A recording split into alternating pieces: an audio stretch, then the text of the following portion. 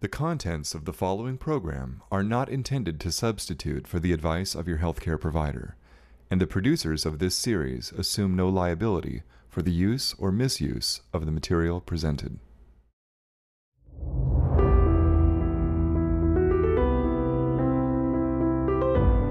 Creation or evolution, design or random chance. They say it all began with a big bang. But when we look at the amazing human body, the answer is obvious. The complexity of the design exceeds anything man has ever made. The body could only have been designed by the master designer we read about in the Bible. Join us as we explore the miraculous development of the human baby.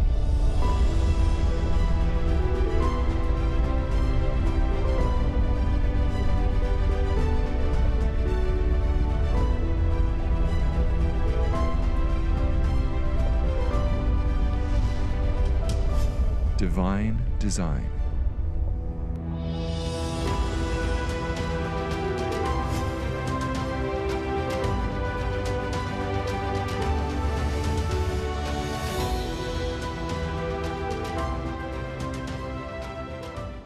Hello, I'm Patty Barnes, Director of the Midwifery Program at Heartland College. Today, we want to look at some benefits and the blessings of breastfeeding. As we observe the animal kingdom, we find that all mammals nurse their young. This was part of God's plan to meet nutritional needs of the infant. But man is no mere animal. We are made in the likeness of God, and consequently, the Lord designed a special formula for mankind. We find in the book of Genesis that mothers breastfed their babies. For example, we find in Genesis 21:8, Isaac was nursed by his mother. And the child grew and was weaned, and Abraham made a great feast the same day that Isaac was weaned. And we all remember the story of Hannah, who dedicated her firstborn Samuel to the Lord. In 1 Samuel 1:22 through 23, we are told, But Hannah went not up, for she said unto her husband, I will not go up until the child be weaned, and then I will bring him, that he may appear before the Lord, and there abide forever. And Elkanah her husband said unto her, Do what seemeth thee good. Tarry until thou have weaned him. Only the Lord establish his word. So the woman abode, and gave her son suck until she weaned him. According to most commentators and early authorities, babies were not weaned for 2 or 3 years.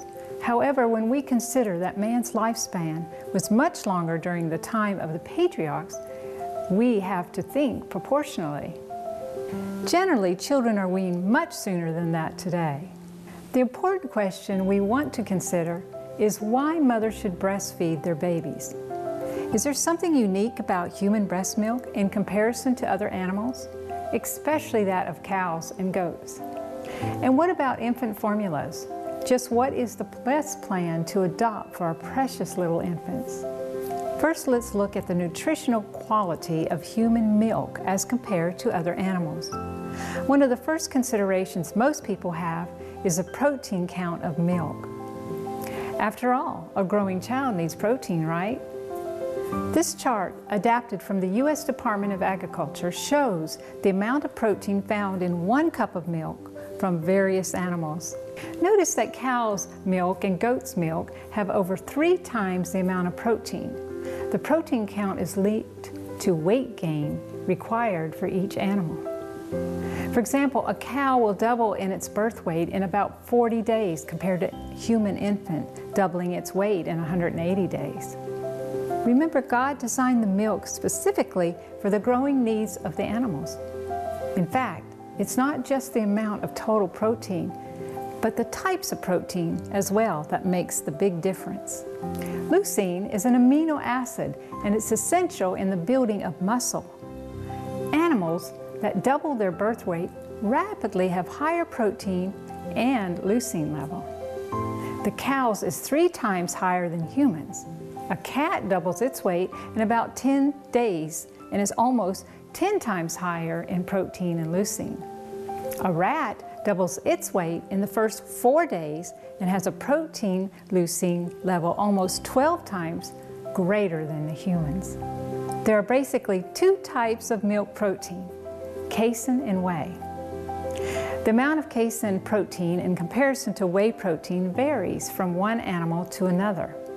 In human milk, the ratio is about 40 to 60 casein to whey.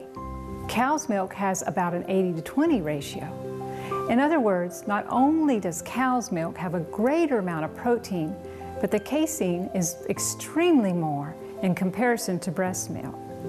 Not only is casein difficult for humans to digest, but studies have shown a link between casein and a variety of diseases and allergies.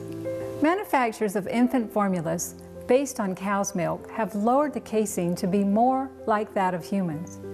But there seems to still be a link between these formulas and overweight children. Fat should also be taken into consideration. The total fat content of cow's milk and human milk is similar, but the types of fat are significantly different. For example, cow's milk contains much more saturated fats and considerably less unsaturated fats than breast milk.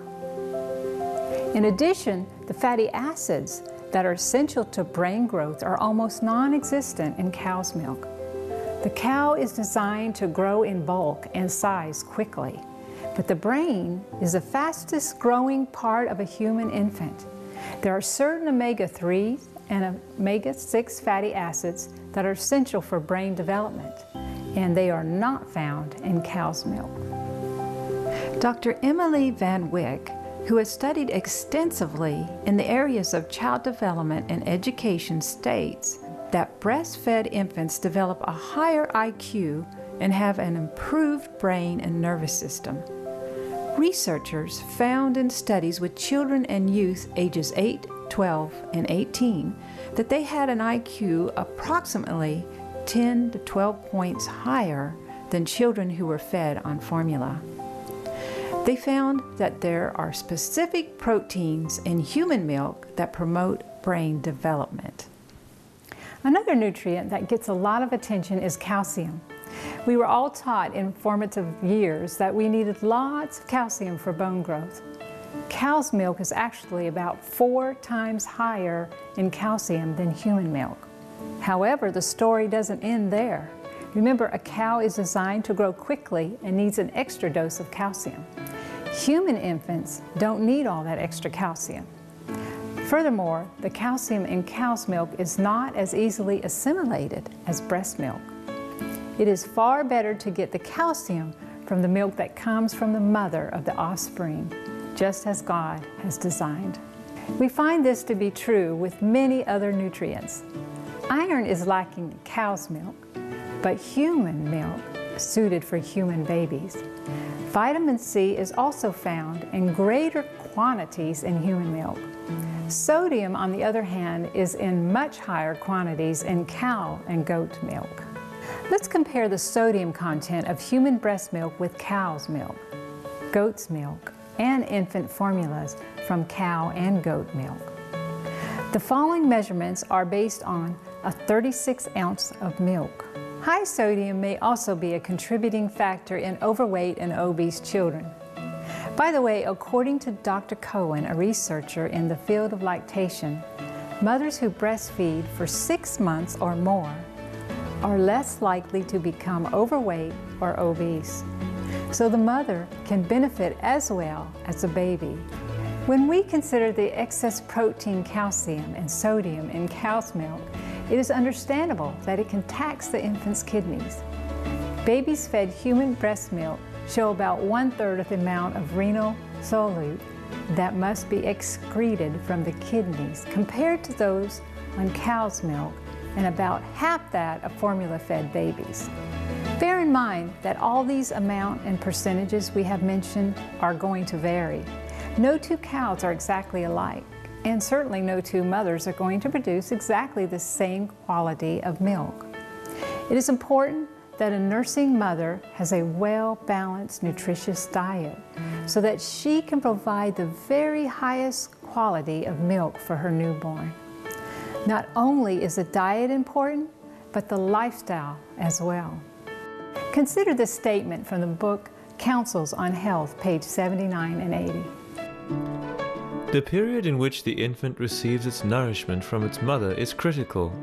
Many a mother, while nursing her infant, has been permitted to overwork, heating her blood over the cook stove. And the nursling has been seriously affected, not only with fevered nourishment from the mother's breast, but its blood has been poisoned by the unhealthy diet of the mother, which has fevered her whole system, thereby affecting the food of the infant. The infant is also affected by the condition of the mother's mind. If she is unhappy, easily agitated, irritable, giving vent to outbursts of passion, the nourishment the infant receives from its mother will be inflamed, often producing colic, spasms, and in some instances causing convulsions or fits. The character also of the child is more or less affected by the nature of the nourishment received from the mother. How important then that the mother, while nursing her infant, should preserve a happy state of mind, having perfect control of her own spirit. By thus doing, the food of the child is not injured, and the calm, self-possessed course the mother pursues in the treatment of her child has much to do in molding the mind of the infant. If it is nervous and easily agitated, the mother's careful, unhurried manner will have a soothing and correcting influence, and the health of the infant will be much improved. Let's look briefly at how God designed the mechanics of breastfeeding.